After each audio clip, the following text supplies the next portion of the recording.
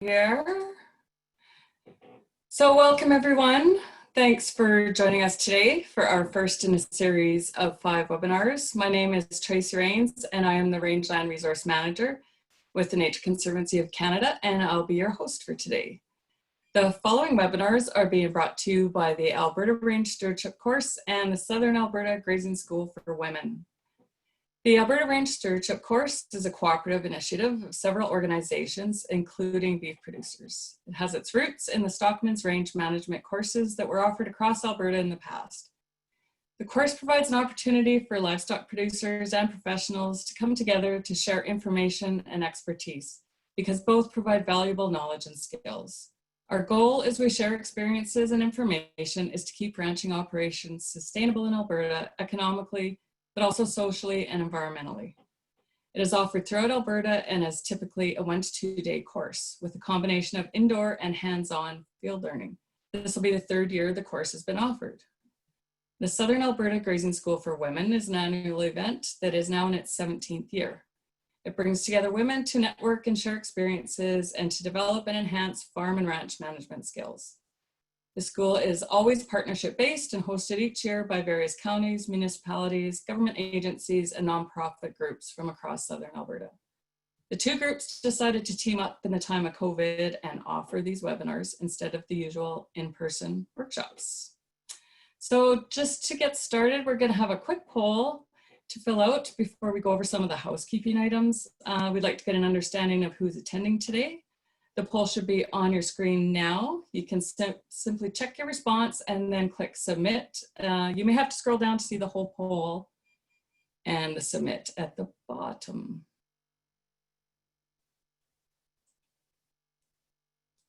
Okay, so while you're doing that, for today, your mics will be muted. If you're having trouble hearing or other technical difficulties, you can use the chat box at the bottom of your screen and we will try to help you out. Presentations will be approximately 45 minutes long with a question period to follow.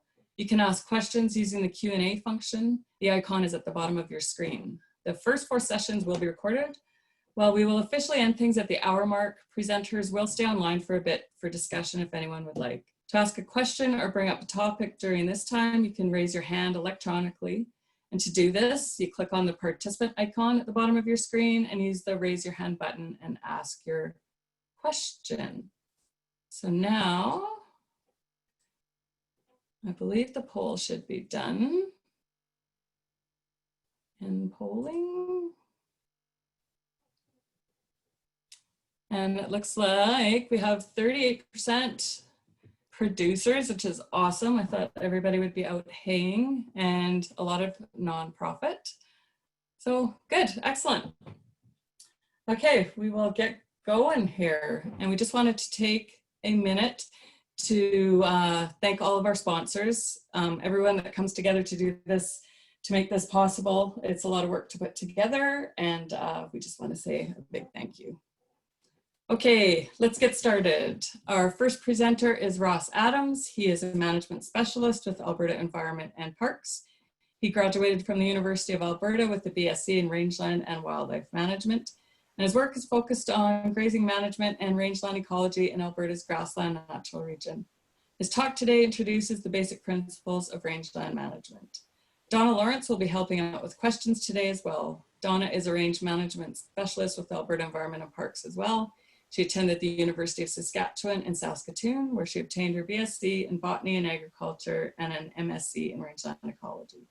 Donna has worked as a range management specialist in Northern Alberta for 28 years, and her work is focused on the grazing management of forested rangelands. All right, over to you, Ross. Thank you, Tracy. You bet. So I'm just going to start today with providing a little bit of the history of range management and range science in Alberta, just to provide some context, then go through some basics and definitions, and then I'm going to spend the bulk of my time talking about the principles of range management, and then spend a little bit of time at the end talking about grazing systems and adaptive management, and sort of explain how the principles are put to work on the ground. So Before Alberta was settled, before the fences went up, there was many thousand years of history of regular bison grazing on Alberta's rangelands. And the bison exhibited a migratory pattern based on the seasons, drought, activity of predators, and activities of indigenous peoples. And this had the cumulative effect of altering bison distribution so that while grazing was a constant force on the land, it wasn't a given that every site would be grazed every year. And between periods where the bison would visit a given location, the range would be allowed to rest. However, bison were extirpated from the Canadian prairie by about 1879 and were replaced shortly thereafter by cattle. The first grazing leases in Alberta were established in 1881. And at that time, the government was concerned about land speculation. And so to ensure that when someone was issued a grazing lease, that they would actually use it for grazing, they imposed a 10-acre per head per year carrying capacity across the entire province. And this carrying capacity was based on their knowledge of what pastures could produce in parts of Europe where the settlers came from. But this didn't take into account that there are parts of Alberta that are much drier and climatically different than Europe. So it ended up discovering that in many parts of the province, this carrying capacity was far too high and greatly exceeded what the land could reasonably produce. And this became a problem because leases and rental rates for the grazing leases were determined by the assumption that the leases could produce much more beef than they actually could. And so this effectively required livestock producers to overgraze their rangelands to make enough money to cover their taxes and lease rental rates and still make any money at the end of it. So a group of ranchers in southeastern Alberta who were organized in the Shortgrass Stock Growers Association became very concerned around the turn of the last century about the impacts that this grazing lease policy was having on the long-term sustainability of their grasslands and their operations. And so they began to advocate to government that instead of using a one-size-fits-all carrying capacity, no matter where you were in the province, that carrying capacities should be set regionally and be in line with what the land could actually produce. And so in communications with government, they stated an early definition of carrying capacity, sustainable carrying capacity, as the number of cattle that could be grazed in good commercial condition upon the range while preserving the grass with a reasonable carryover from year to year. And so it took some time, but they were successful. And just after the Second World War, grazing lease policy was amended to set rental rates and taxes regionally according to what the land could actually produce. And so this removed that incentive to overstock to be profitable and allowed leaseholders in the drier and less productive parts of the province to reduce their livestock numbers, and the ranges began to recover. And another important legacy of these events is that it established a clear need for a better understanding of rangelands and range management techniques in Alberta.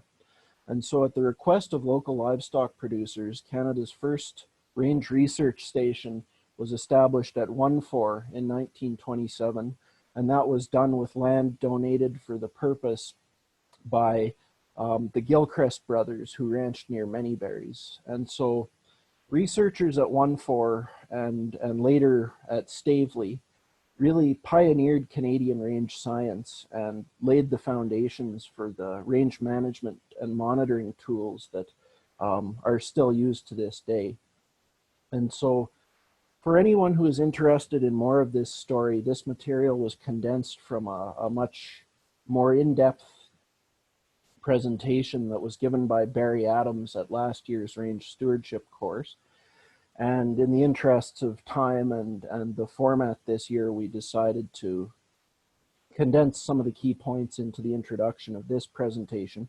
But if you are interested in more of this story, the full presentation was recorded by the Alberta Grazing Leaseholders Association and can be found on their website.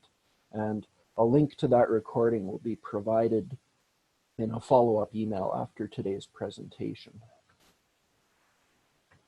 So I'm just going to go and start from the start now. So start out with what are rangelands. Well, the Society for Range Management defines them as land that supports indigenous vegetation that either is grazed or has the potential to be grazed and is managed as a natural ecosystem.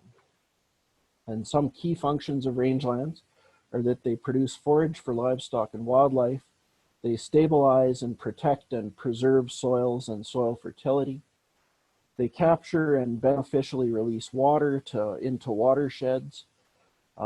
Nutrient cycling and carbon storage are being recognized as increasingly important functions of rangelands, and they provide habitat and support plant and animal biodiversity.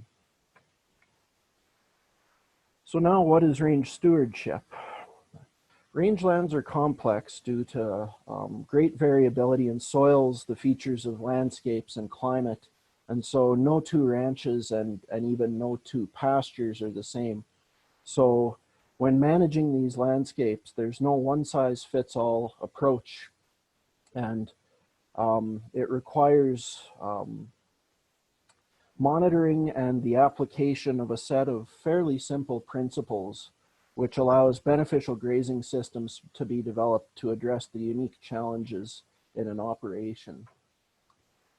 So the benefits of a stewardship approach to rangeland management is it provides a more stable and predictable forage base from year to year. Rangelands will recover more rapidly from drought and other disturbances. It preserves and protects soils and maintains soil productivity and fertility. And it allows managers to be proactive instead of reactive.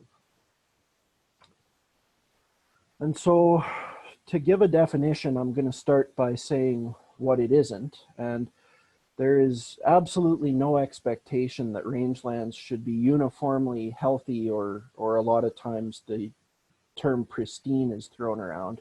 And prior to settlement, when bison were one of the dominant disturbances on the landscape, there would have been times where sites were grazed very heavily and very heavily impacted by livestock, and this was part of the natural system.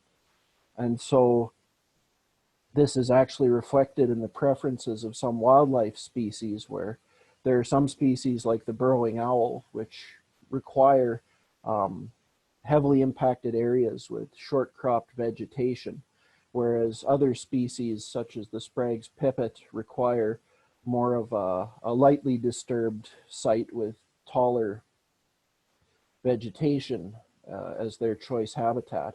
And so it actually is beneficial from a wildlife habitat and biodiversity perspective to have a patchwork of different levels of disturbance across the landscape that will accommodate species with different habitat needs. And if everything was managed to be so-called pristine and it was all tall and densely vegetated, it would disadvantage some wildlife species. So the definition I'm going to work with for the rest of this presentation for rangeland stewardship is it's managing grazing activities on rangeland in a way that recognizes the natural constraints of ecosystems and applies the principles of range management. So I'm going to spend the bulk of the rest of the presentation covering these in some detail. So the principles of range management were first formulated by Dr. Arthur Sampson, who was a pioneering range scientist in the Western United States, and he worked with some issues of overgrazing during their early grazing management history, akin to what we saw here in Alberta. And so he came up with these four kind of universal principles that can be applied to grazing management to better manage grazing and the land. And so the first is to balance forage demand with supply. The second is to avoid grazing during vulnerable periods. The third is to distribute livestock and livestock impact across the landscape. And the fourth is to allow effective rest. And so I'm just going to go through these one at a time to sort of explain what they are and how they work. And balancing demand for forage with what the rangeland can sustainably supply is probably the most important of the four principles, because if demand exceeds what the plant communities can supply, plants will become overgrazed and the site will lose productivity and function. And if too much is being consumed, there's really no way to manage around that. So this is kind of the key principle of the four.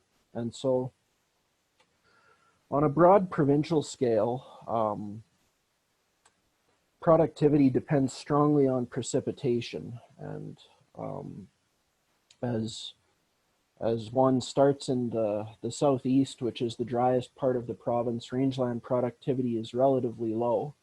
And then as one moves north towards the boreal forest or west towards the foothills, precipitation increases and rangeland productivity follows it and increases as well. And so at a finer scale, plant species composition and the presence or absence of an LFH layer are strong influences on productivity. So going down from the provincial to a landscape or a ranch scale, productivity will differ according to different plant community types, which in turn vary across the landscape based on changes in soils and topography and site position. So whether a site is moisture shedding or moisture receiving, all of those will come together to determine the composition of the community and influence how productive those plant communities are. And then going down to the level of a pasture or a single site within a pasture, productivity again depends strongly on what plant species are present in the community. And at this scale, it's really strongly influenced by the level of disturbance on the site. We categorize rangeland plants broadly into decreasers, which are the taller, more productive, and more palatable forage species that are relatively intolerant of grazing disturbance. And so they're named decreasers because as grazing or other disturbance intensity increases, they tend to decrease in dominance. And they are replaced in the stand by increasers or invaders, which are more tolerant of disturbance. And they are usually more grazing tolerant, but are also usually shorter in stature, less productive, and in many cases can be less palatable. So as the level of grazing disturbance increases on a given site, you see a shift in the plant community from a community that is highly productive and dominated by tall decreaser species, and with more disturbance, it shifts towards increaser or invader dominated community that will be less productive and may have fewer plants that are attractive to livestock. So this is just looking at what that looks like on a grassland. And so you can see at the light to moderate levels of grazing disturbance, that community is still predominantly tall grasses, and that will be your decreaser species. And they will be highly productive communities where when you get into the heavy and then the very heavy, there's a shift. Those tall grasses are no longer in the stand, and there's more short-statured grass species, so that's going to be less productive. And at the very heavy level of disturbance, you're even starting to see patches of bare soil, and so that's going to lose even more productivity because the site isn't, not all of the site is even growing vegetation anymore. So comparing the very heavy to the lighter moderate on the same site, you're going to have a much more productive plant community at those light to moderate levels of disturbance than at heavy, or especially at very heavy. And then the same idea applies in forested sites, and instead of tall grasses, the key decreaser species here are going to be tall shrubs and forbs. And so the same idea is, as disturbance increases, we see a transition from a site dominated by tall, productive decreaser species to more sparse and shorter statured, but grazing tolerant increaser grass species. So same idea applies in either type of ecosystem, and it's just a bit of difference in what species are involved. So productivity by itself is not the only factor that needs to be considered, because plants need to maintain enough leaf tissue that they're able to meet their growth needs, maintain their root systems, and complete their life cycle and set seed for the next growing season. And if too much of that leaf material is removed by grazing animals, the plant will begin to lose vigor and productivity, and under high levels of disturbance, the plant may die and disappear from the site altogether. And so it's important to recognize that some fraction of productivity must be left to maintain the plants to keep them on the land. And the final consideration when considering how much can be sustainably grazed from a plant community is maintaining a litter or LFH layer. And that is simply a layer of dead plant material that covers the mineral soil, and it is maintained by addition from dead plant material from previous years of growth.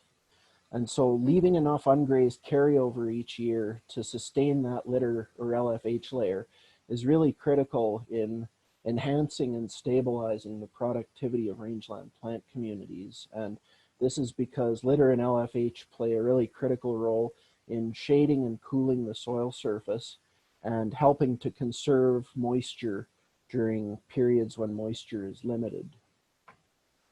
And so this is just an illustration of the importance of maintaining a good litter amount on a site.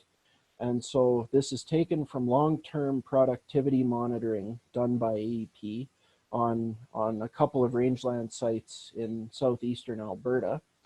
And what it does is it allows us to compare the productivity of grazed sites over time and look at periods when they had an adequate amount of litter or too little litter. And so the blue bars are indicating where litter is adequate, and the orange bars are indicating where litter is too low.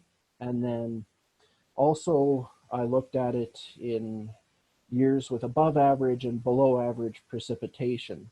And so the key takeaway here is that even in years with adequate or above average moisture, we're still seeing a pretty significant decrease in forage production on sites that don't have enough litter, at least a 40% decrease. But during periods of drought where moisture is significantly below average, that decline is even further, and we see less than half the level of forage production on the same site as we would see if that site had an adequate amount of litter. So litter really does play a key role in stabilizing and maintaining productivity on rangeland sites, and especially during drought, having enough litter provides a bit of an insurance policy to ensure that there's still some productivity during the driest years.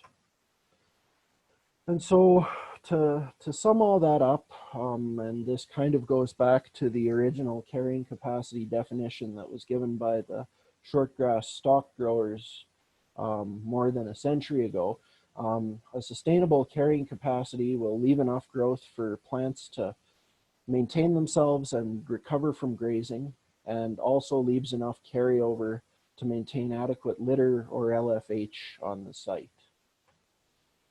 So The second consideration is avoiding grazing during vulnerable periods. And for range plants in Alberta, that means the range plants are most vulnerable when they are coming out of dormancy and initiating new growth in the early spring. And so early in the spring, plants are totally dependent on stored carbohydrate reserves from the previous year's growth to initiate new growth.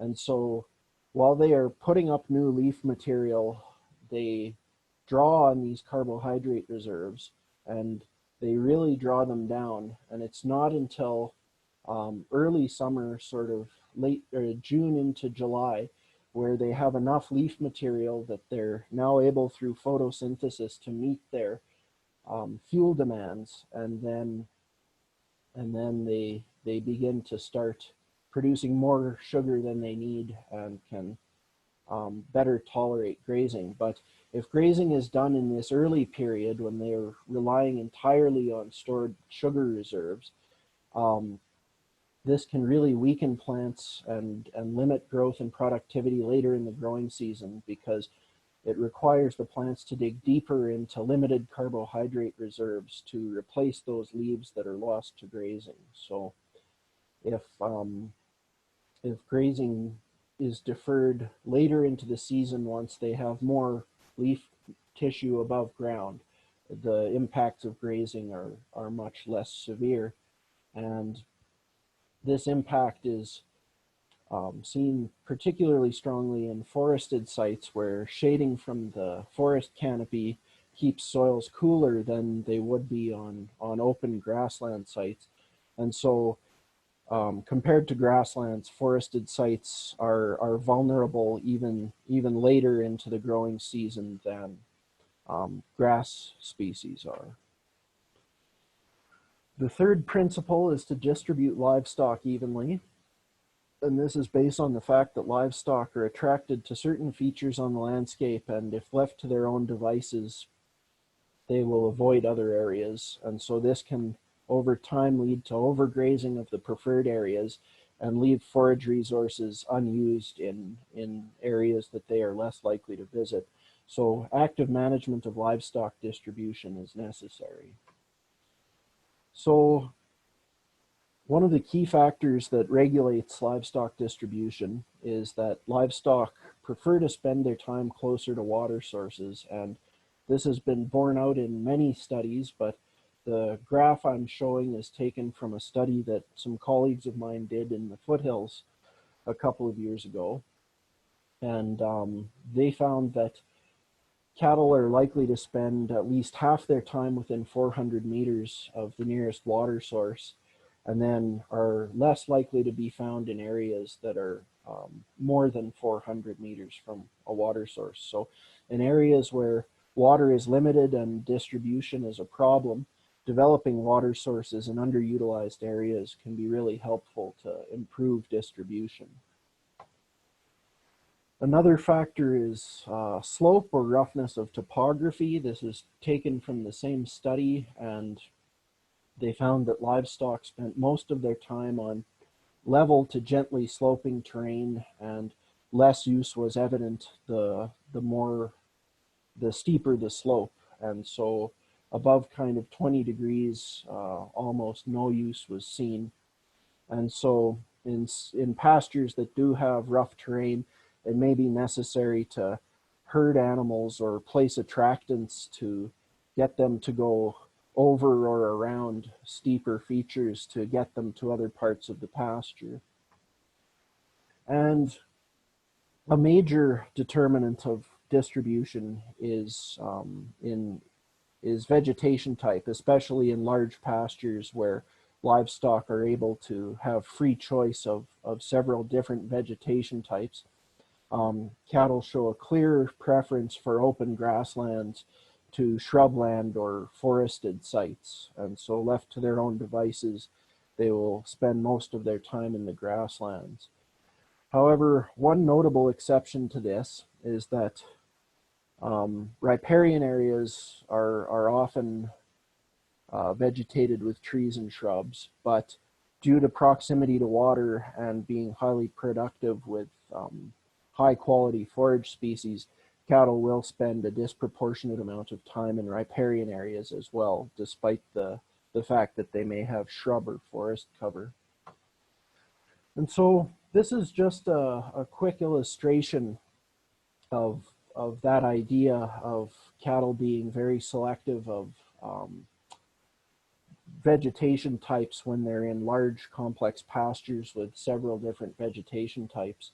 And so one way to get around this is to offer them fewer choices and to fence different vegetation types into different units. And so this is often referred to as fencing like with like. And this image is taken from a study that some of my colleagues did up in the boreal forest in a large pasture that was a mixture of grassland, forest, and then had a riparian system down on the south end of the pasture. And they put GPS collars on cows and then let them go out and graze. And the first year they were just allowed to go where they wanted to be. And you can see that they spent most of their time, each of the purple dots indicates a location where a cow was observed through the GPS collar. And you can see that they spent almost all of their time in the south end of that pasture and really hung around that creek. And there was very little use in the central or northern parts of that pasture. And so that would have resulted in overgrazing on the south end and then left a lot of forage ungrazed in the north.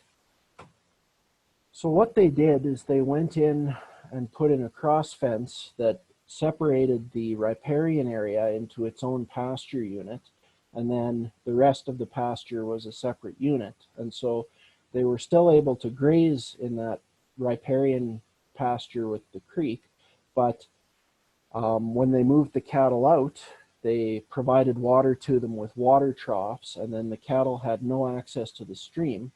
And so when that choice was taken away from them, they then moved much more widely throughout the pasture. And so this is just a snapshot of a couple of different times over the next grazing season.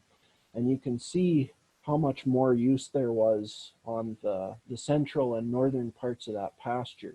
So that was a really simple and effective way to improve distribution in that pasture without needing to do anything too drastic. And then the final consideration is to provide effective rest after grazing.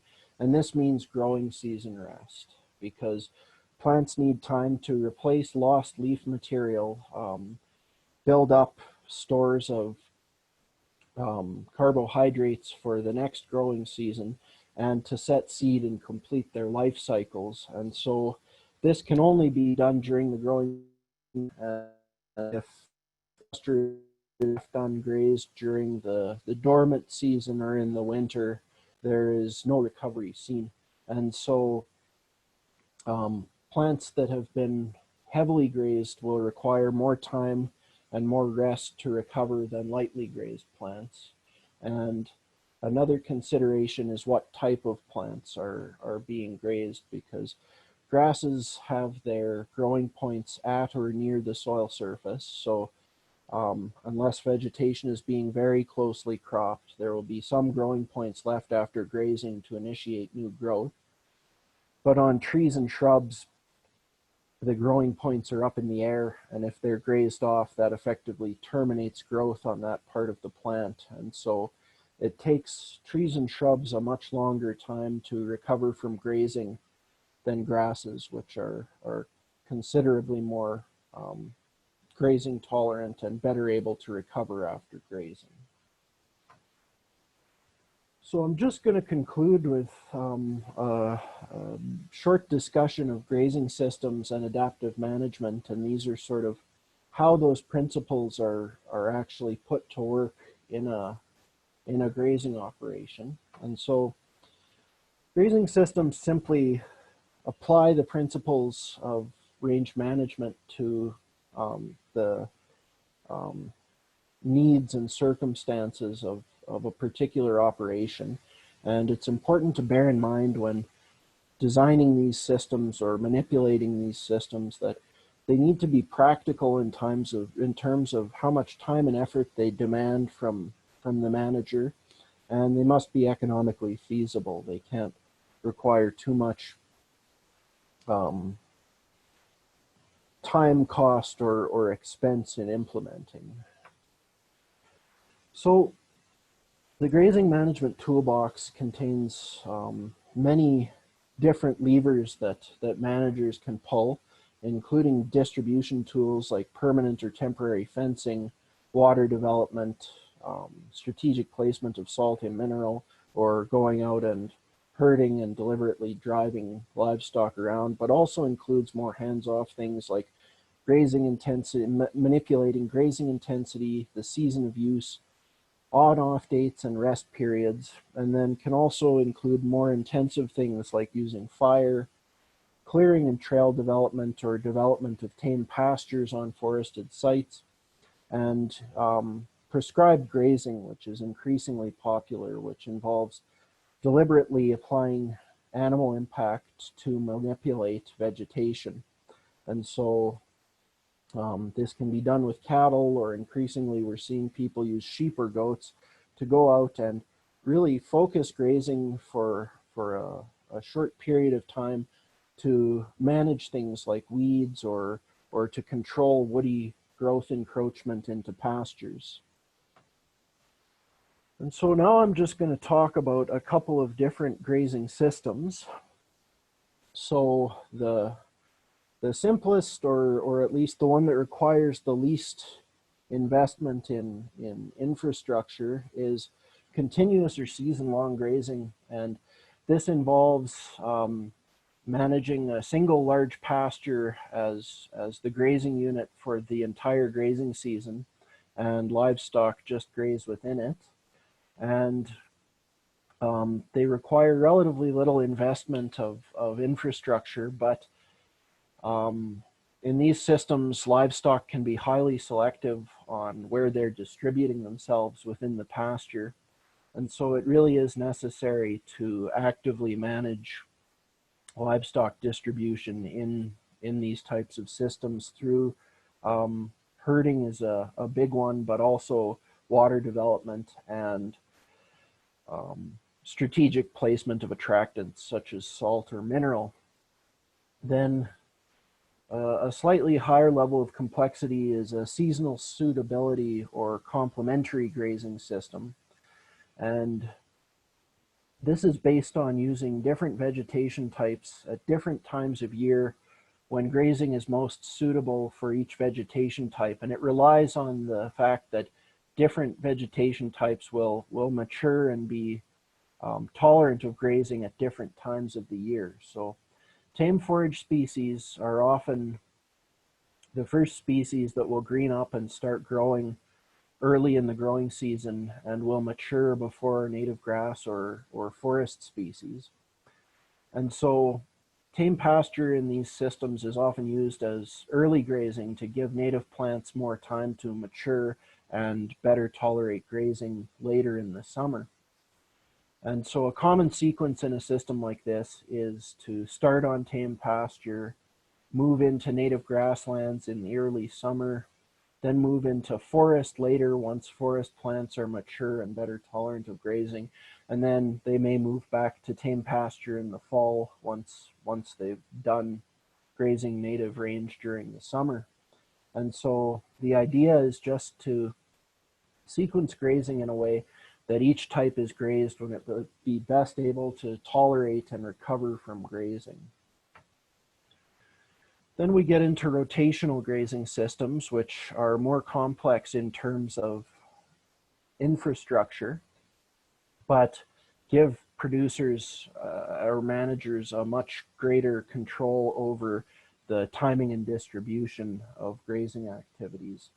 And so the idea is to divide large pastures into smaller pastures using cross fences. And while these carry higher infrastructure costs, it gives a lot more control over distribution, timing of use, and rest. And so In deferred and rest rotational systems, the cow herd is managed as a single bunch, and they are put in and rotated through each pasture in a sequence. And so for deferred rotation, each pasture will be grazed every year, but the manager can manipulate the timing in the sequence, and this can be used to avoid grazing in certain pastures if they have features that make them more vulnerable at certain times of year. It allows use of that pasture to be deferred until the pasture will be better able to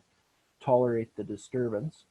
And then in the case of rest rotation, it's exactly the same as deferred rotation, except one pasture is set aside and rested for an entire growing season, and grazing is the livestock are rotated through the remaining pastures. So these systems can be particularly useful for kickstarting growth or recovery in sites that have been heavily overgrazed, because it allows that site to have the rested pasture gets a whole season of rest, and that can really kickstart recovery. So going up a higher level of complexity in terms of infrastructure is multi-paddock grazing systems, and we're seeing these be increasingly popular in Alberta, and they're simply an extension of deferred or rest rotational system, where a large number of paddocks is developed through cross fencing, and then cattle are rotated very rapidly through each pasture, and sometimes on the order of a day or a couple of days, and then they're moved on to the next.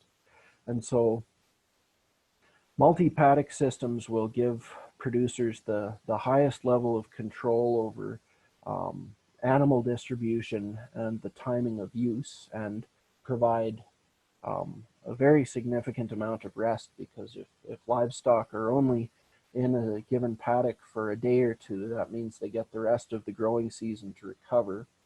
However, these systems do carry some risk, because in addition to being requiring a quite high investment in infrastructure through fencing and water development, there's also a high risk of overgrazing if cattle are not moved along quickly enough, because cattle are in these paddocks in such high densities that it must be monitored very closely to make sure that livestock are moved on to the next paddock before the paddock they're currently in has been grazed to carrying capacity. So these systems require a lot of time input on managing livestock and monitoring to use them successfully. So the last piece that I'm going to talk about is just the importance of monitoring, and it kind of helps to tie everything together. So inventory helps the livestock manager to understand the lay of the land, and helps to identify where areas that are more or less utilized by livestock, areas that just by their nature may be more or less sensitive to grazing at certain times of the year, and helps to identify locations where distribution tools will be most effective. And it can be simple or very complex depending on the purposes, but at whatever scale is possible, it really is helpful to have as complete a picture of the resources available and the sensitivities and limitations as possible when planning and developing a grazing system. And if you look at the landscape on a whole operation scale, it may become obvious that the problems that are arising in one pasture may actually be fixed by changing management in a completely different pasture. So taking a look at the whole operation is really helpful in planning and designing management. And if there's anyone out there who is interested in learning more about doing inventories, Cows and Fish and Multisar are both really great organizations that work with landowners and livestock producers to help do range and riparian inventories on their properties. So they're a really fantastic resource for supporting monitoring and inventory on grazed land. And then the last part of monitoring is to, while grazing is going on and after grazing, to just keep an eye on the function and the health of the pastures that are being grazed, just to evaluate whether management is meeting its intended objectives on the landscape. And so this is done by comparing riparian or rangeland sites in their current condition to what their potential condition could be, and identifying some of the reasons why they may not be reaching their potential if there are issues.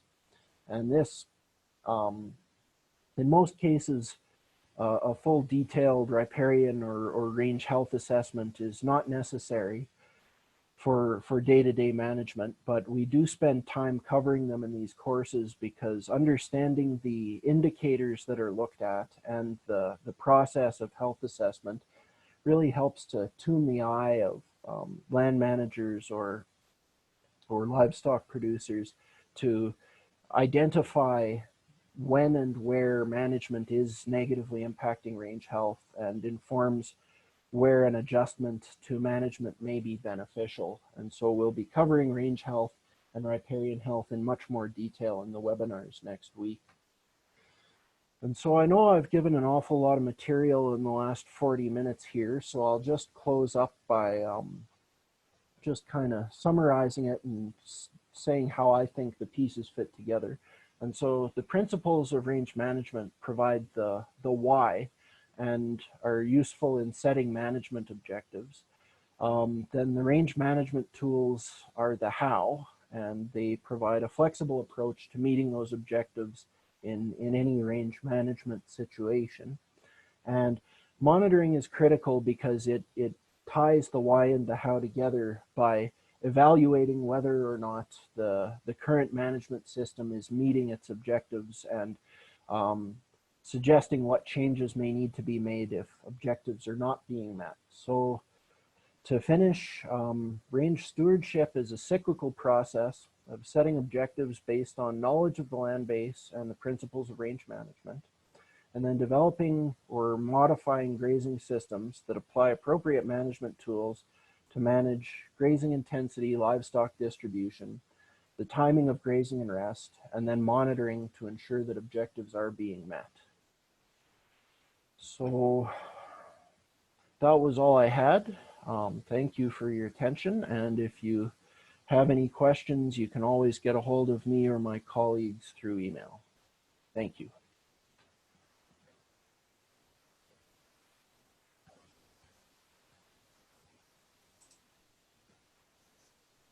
Thanks, Ross. That was an awesome presentation. And before we go to questions, we just have another quick poll for folks to fill out. It should pop up on your screen now. You can check your answers and hit submit. And just a reminder, if you do have a question, you can ask it using the Q&A at the bottom of your screen and type it in. And now we will go to some questions. All right, first question. During the growing season, when is it the worst time to graze a deciduous forest in the south or in central and north region? How can you tell when it is time to move cattle away from the grazed forest? What are some tell signs that it is time to move on to the next forested pasture? I will let you take that one, Donna.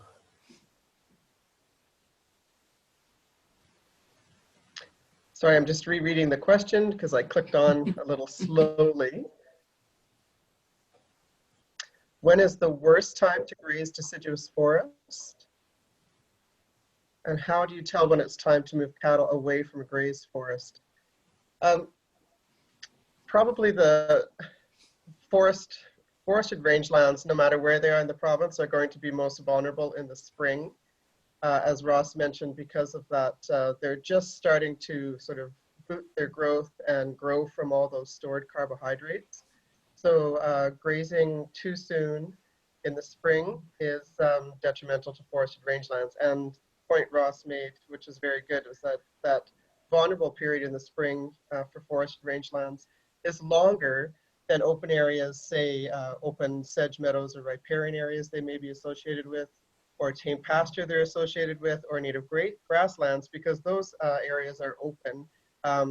And the forested rangelands where we graze the forest understory is growing underneath that tree canopy, which creates that cold, moist climate that gets extended for longer into the growing season. So the best time to graze forested rangeland is summer, later in the spring and summer for sure. If we graze later in the fall, the cattle will tend to overutilize shrubs, and that's where we get into a lot of overlap or conflict with providing forage and cover for wildlife species. So we do recommend that summertime graze for forested rangeland. And knowing when to move cattle out of forest rangelands is just like any other rangelands. Knowing what your dominant, most important forage plants are, and monitoring the use of those plants. And when the use of those in forested rangelands, particularly the shrubs and forbs, get down to the use that's appropriate, like you use some of the plant material, but you leave some of the plant material behind to regrow and sustain the pastures. So you're looking at utilization on those preferred plants, which on forested rangelands are shrubs and forbs. And when you get down to the utilization that's appropriate, then you need to move them out and give that pasture some rest.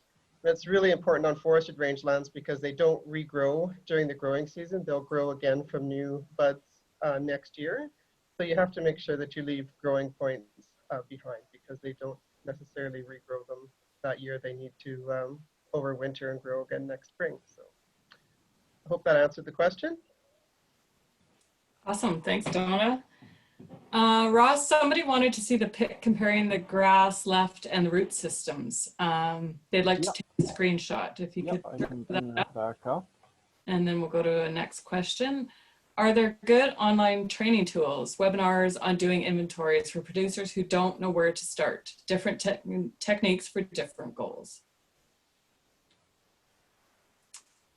So we will be covering sort of giving an introduction at least to range inventory through the range and riparian health webinars that we're giving next week.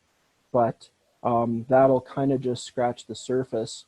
But if you're in Alberta, there's another organization called the Grassland Restoration Forum that most years provides range health and range inventory training sometime throughout the summer. And I think they may be thinking about doing some webinars this year, possibly. So if you Google Grassland Restoration Forum, you can find their website and see if they've got anything currently planned for in terms of inventory training.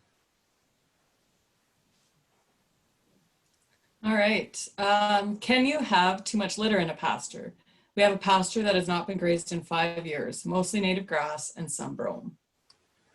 You sure can, and it depends on where you are in the province and how productive the site is. It's less of a common thing down in the semi-arid southeast, but once you get into the dark brown or black soil zones or further north or west of that, we have some monitoring sites that we have fenced out back in the late 1980s, and they have not been grazed or otherwise disturbed since.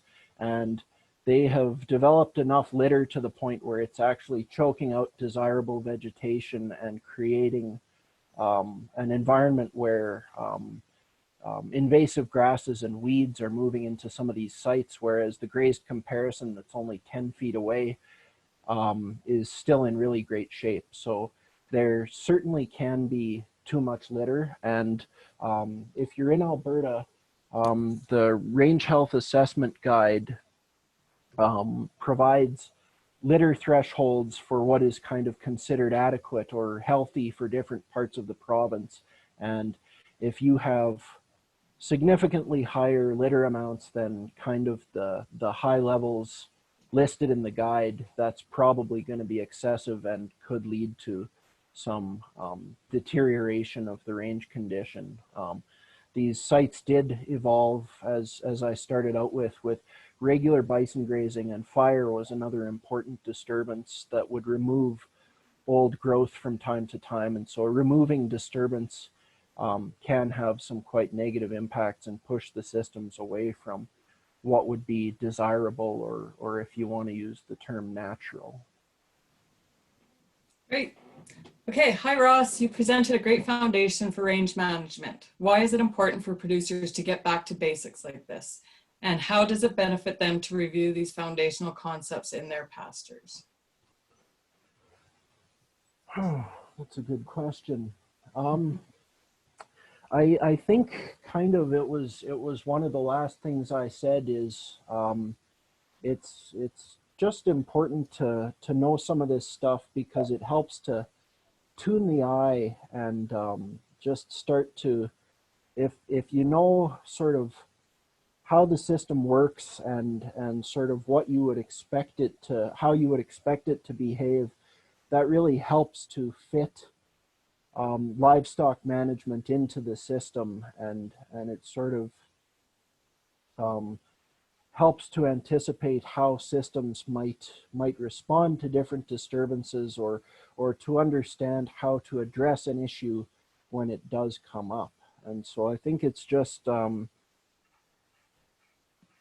of, management will be better if the underlying behavior of the system is better understood, and it's easier to integrate livestock into that system if you understand the behavior of the rangeland system, and also the behavior of the grazing animals.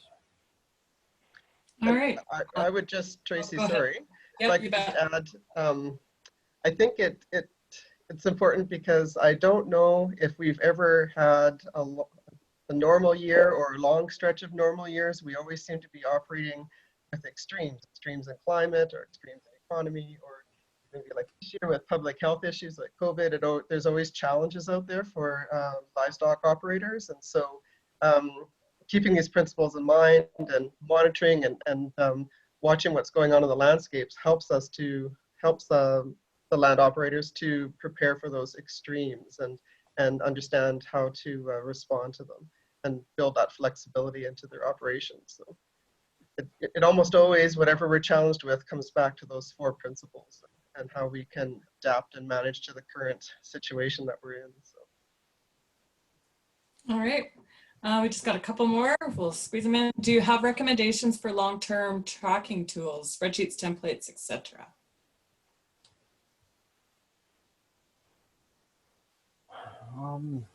That's a really good question, and I'm afraid I don't have a great answer. I believe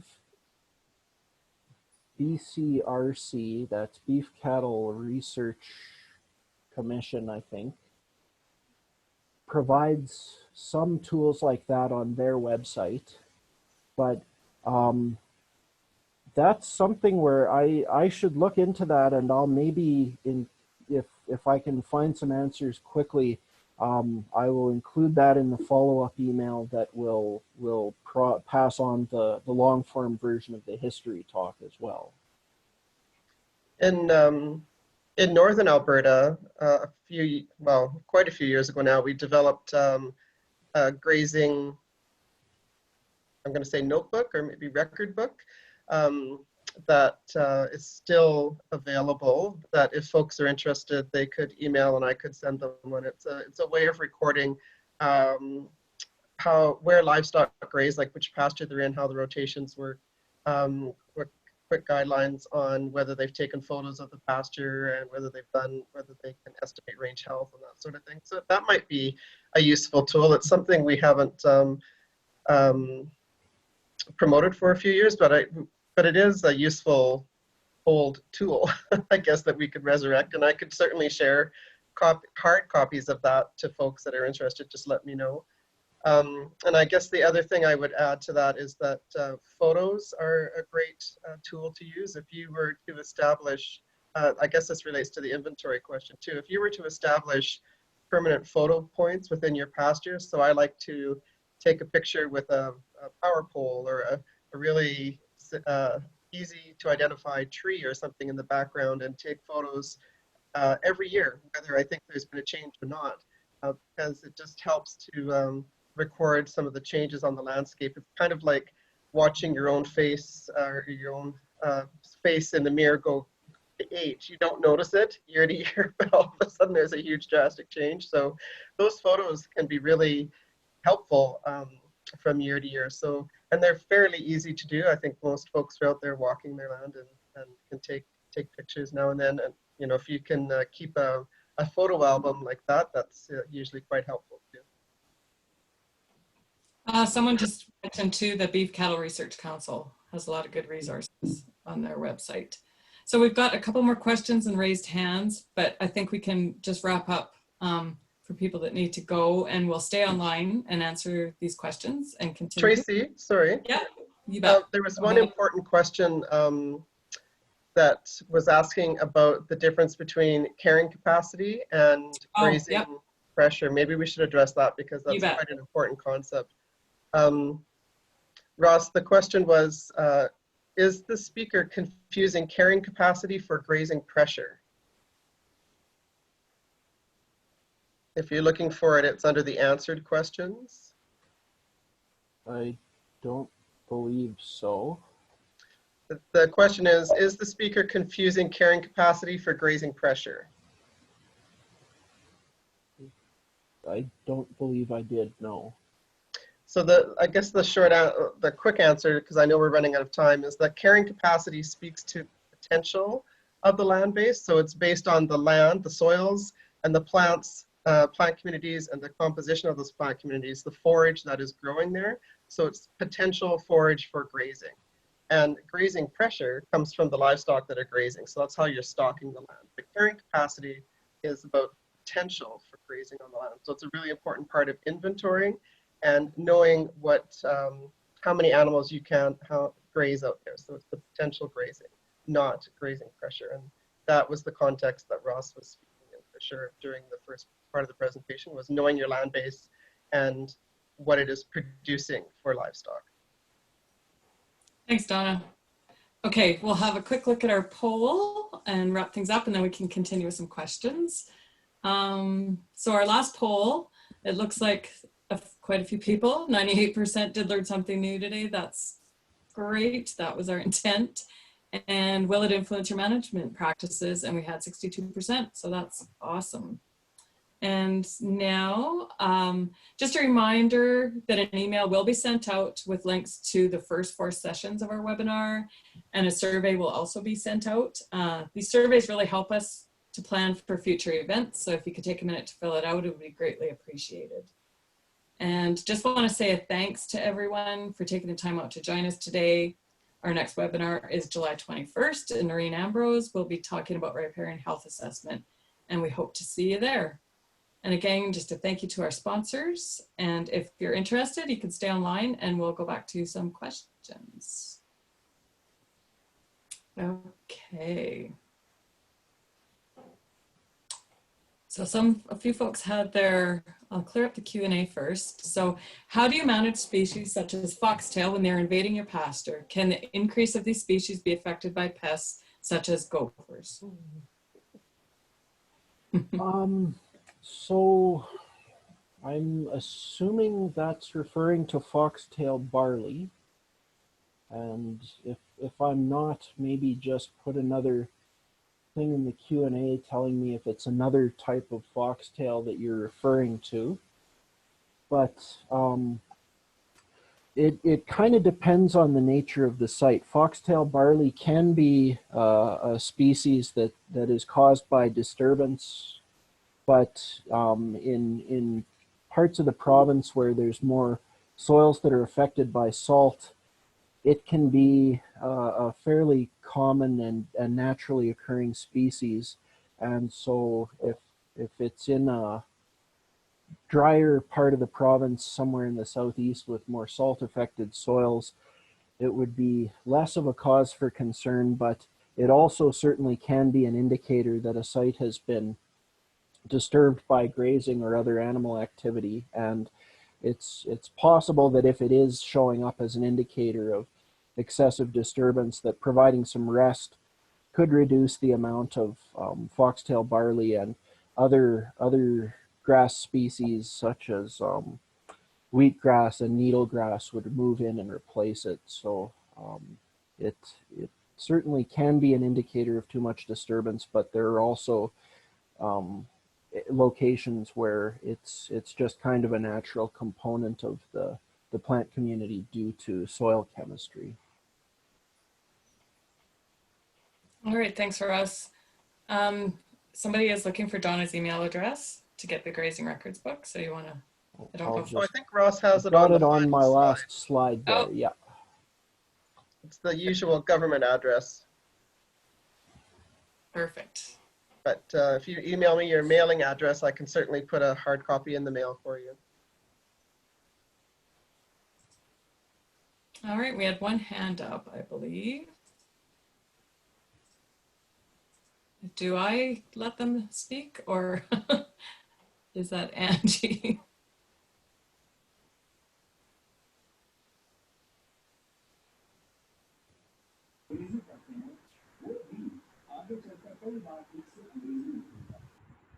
Dhruv, you should be able to ask your question now. There you go. Can't hear him. We can't hear you. Can you speak into your mic or turn it Type up? his question in, perhaps. Or yeah, if you can type it in too.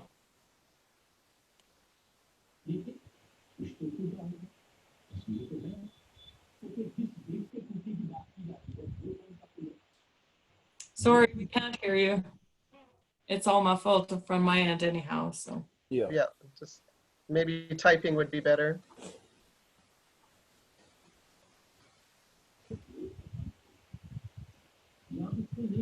He did ask a question in the beginning about getting a certificate.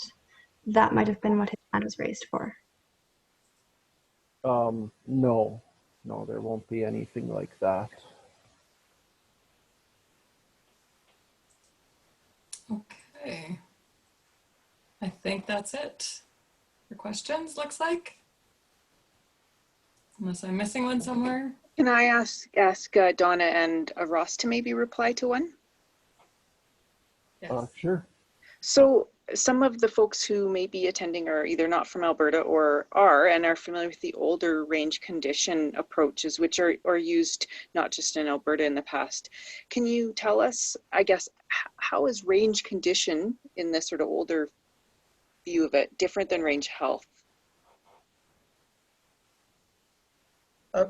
Range condition was primarily focused on the production of forage for livestock, which is important, but and as Ross mentioned in his presentation, range stewardship and maintaining all of the ecological function and ecological goods and services from rangeland requires recognition of other functions like healthy soils, litter retention, and all the things that Ross talked about. So the range health evolved from range condition to meet the needs and our understanding of rangeland systems and grazing and the ecological goods and service and ecological function that's important to maintain those. So it was a natural evolution to move from a production focused tool to a range ecology, ecosystem function assessment.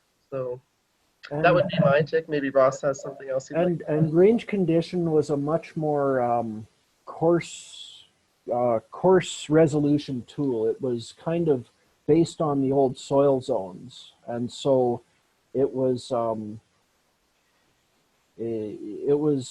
what range health has done is it's moved it down to a finer scale. So instead of just saying I'm in the brown soil zone or the dark brown soil zone and these are my expected plant communities, range health provides a much higher level of resolution and takes it down to the individual sites within a pasture.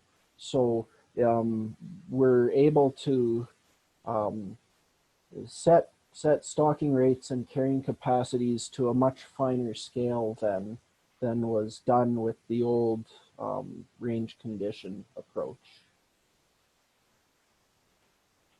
Okay, we have another question and another hand up. I'll take the question first, and if Angie can get in line to get the hand up. Downy brome is beginning to displace needle and thread grass in a few areas. I was considering putting animals in early to remove the downy brome. However, you recommended to not graze that early. What would you recommend? So downy brome is a tough one, and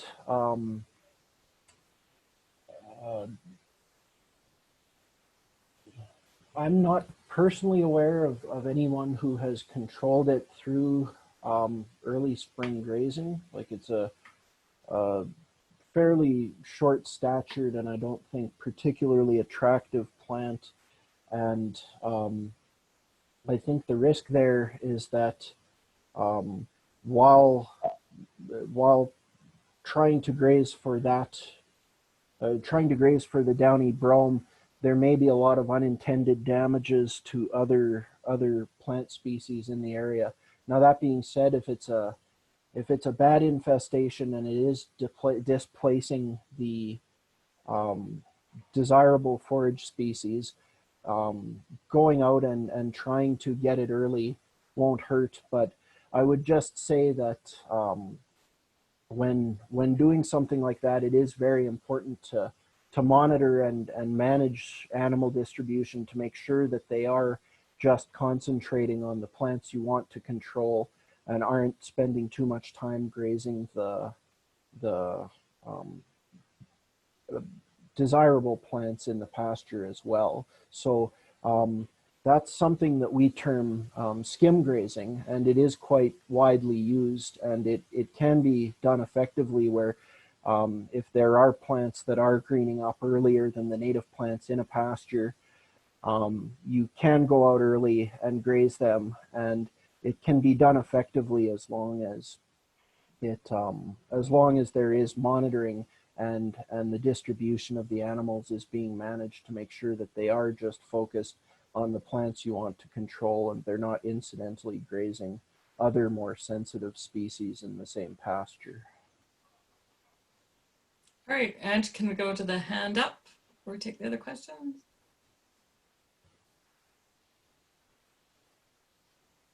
Can you hear me? Yeah. We can hear you. I'm in the foothills versus prairie. What factors specifically are you looking for when you're trying to determine if there's a healthy amount of litter versus too much litter? So the idea of too much litter is kind of something that we've been working on lately. So I don't know if we've developed any hard, fast numbers yet. When we started doing this, a lot of this work started when coming out of the drought in the 80s, where most of the province had the opposite problem, as everything had been kind of chewed down, and it was a major priority to get litter back on the field. But in general, there's good thresholds for how much should be there in the range health assessment guide. And then if it's much above that, so rule of thumb, I'd say if you're seeing anything more than about 1,500 pounds per acre of litter, that's going to be too much, and it's going to be negatively affecting the function of the rangeland. And so I'm working on developing some upper limit numbers, and if you want to send me an email and discuss this further, I can send you some of the stuff I've got so far. But as yet, unfortunately, I don't have any hard, fast numbers for how much is too much in different parts of the province. Ross, would Yes. would they be able to get the particular guide for that part of the province that they're in? And does the guide describe plant community types and the average litter associated with those plant community types? It would, but again, it wouldn't say anything about how much is too much. So I think the best place to go would be, I think it's on page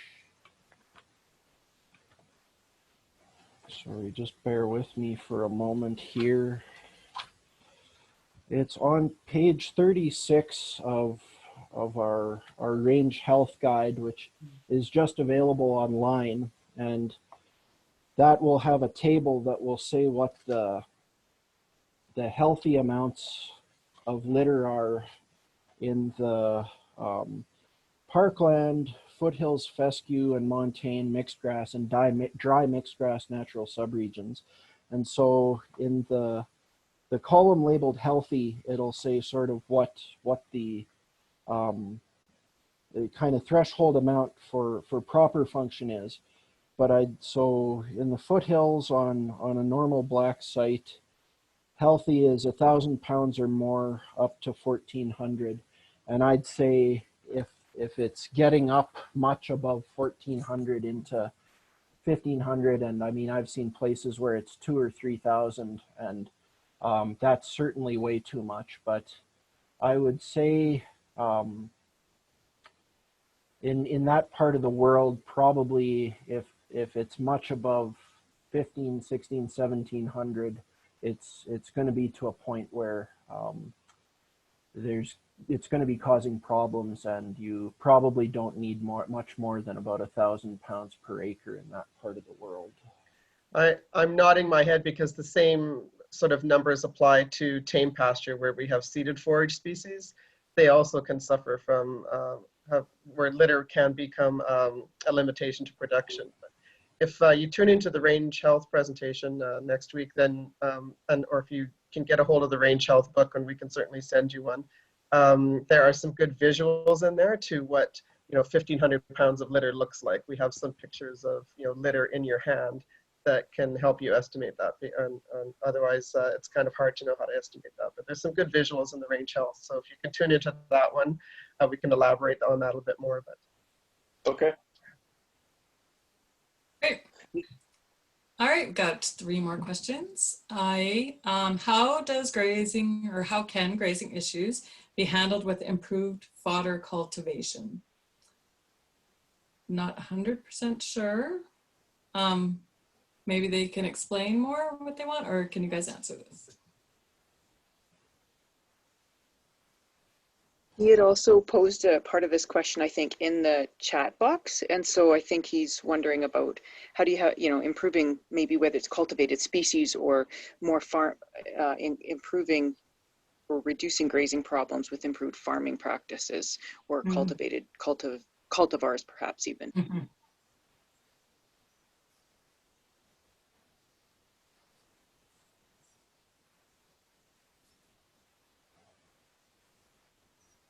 well, one of the things I think maybe applies here is that in Alberta, in particular, we have a mixture of native rangelands. So native meaning that they grow naturally. That's what Mother Nature put there. They're native rangelands, and we also have cultivated farmland that can grow forages.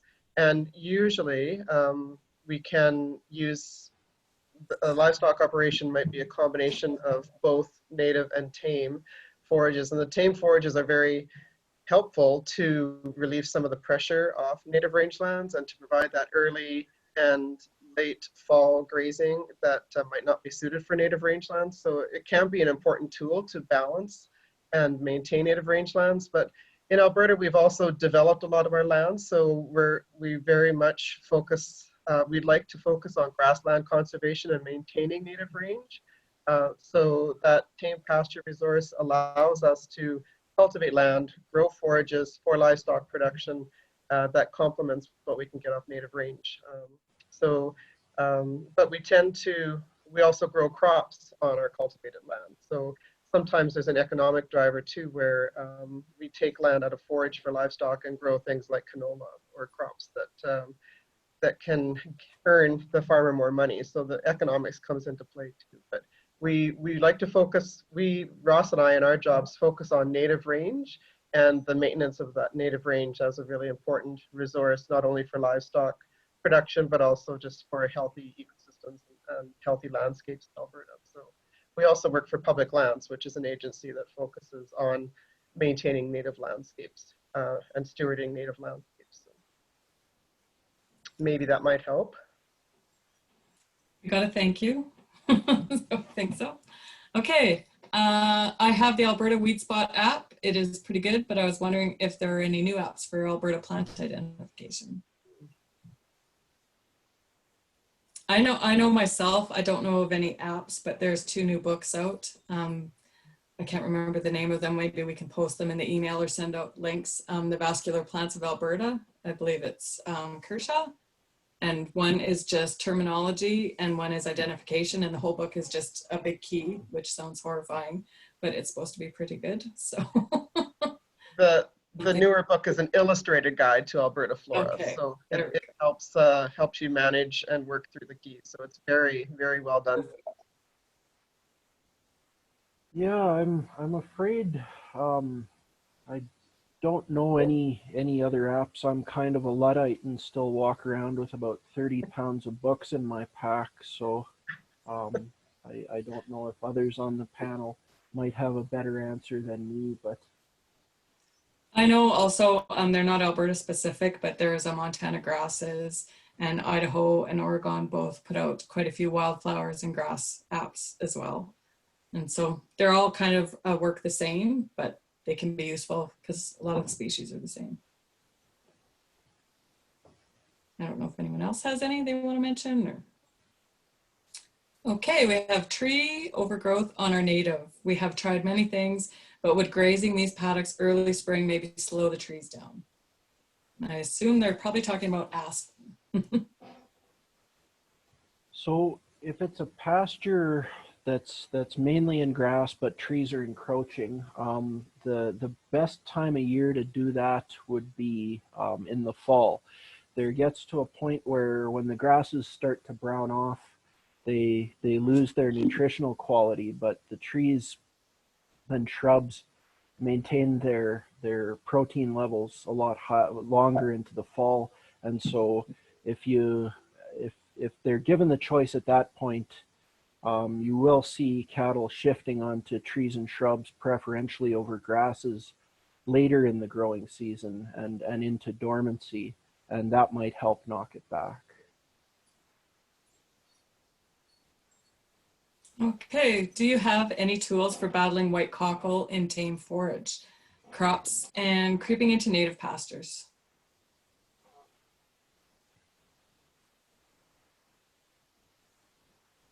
I haven't really come across white cockle in any of my travels. Do you have any insight on this one, Donna? Yes, well, I do know white cockle, and we, working in northern Alberta here, we do see it quite often. I'm not up on what kind of chemical approach would be appropriate, but and unfortunately in grazing, they're not going to select white cockle before the tame forages. So grazing alone is a bit tricky to use for weed control, but so I imagine it's going to have to be a chemical solution for that. I don't think that using livestock and grazing timing or intensity would take care of the cockle, because it's just not palatable, and they won't graze it. So, but I don't have any practical hands-on knowledge about that for sure. So maybe talking to your local county would help. Oh, Noreen, do you have something to add? Yeah, I was actually going to suggest, and I don't have the answer per se, but I wondered if anybody else that's still on, even could put a comment in the chat box of, if sheep or goats, some sort of complementary species grazing options are, they generally much more what we would consider less palatable species compared to cows, and you might be able to target them or train them on some of that. That might be an option. The other question, which I'm assuming Beth might be something to think about, is, are there bare spots, or there's some reason in your pasture field that it's coming in?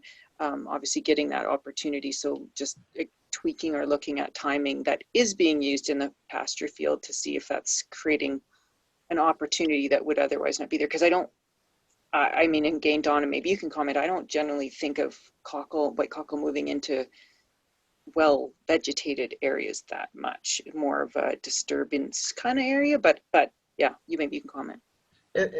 It's kind of like Canada thistle, where it takes advantage of litter load, creating that cool, moist growing climate. So I'm thinking of one spot that I go to regularly, that the white cockle, and actually that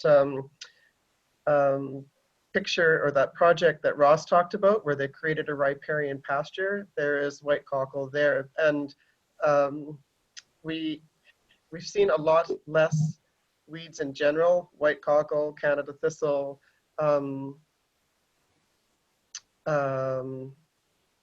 well, those two, I was trying to think, there's one more, I can't think of the name of it right now, that the component of those weeds in the pasture has really declined because of the health of the grasses and the tame forages associated with it have improved. So when range health improved, the opportunity for those weeds to grow and expand their territory declines, because the grass, the tame pasture stand is healthy enough to compete and provide and not allow that white cockle and Canada thistle to spread.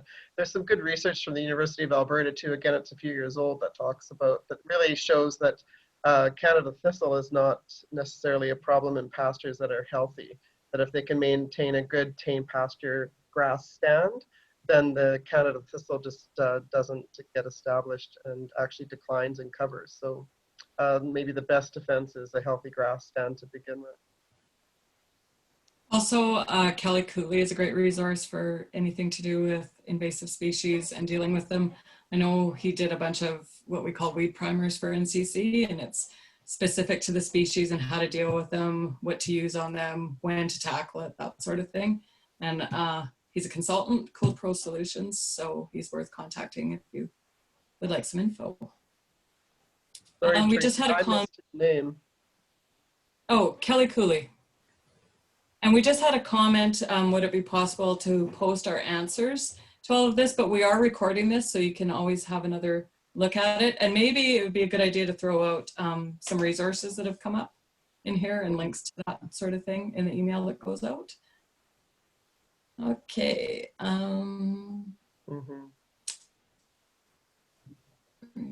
Okay. Oh, could you write down his name? Yeah. Okay. We'll put those resources in the email that goes out, I think.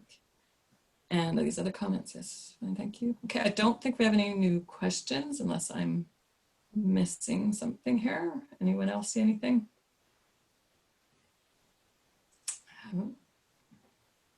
Okay. Well, that was a good session. Great. Thanks, everybody. And I guess we'll wrap it up till next week. And we'll do this all over again with Noreen speaking. All right. Thanks, everyone. Thanks, everybody. See you later. Thank you. Bye.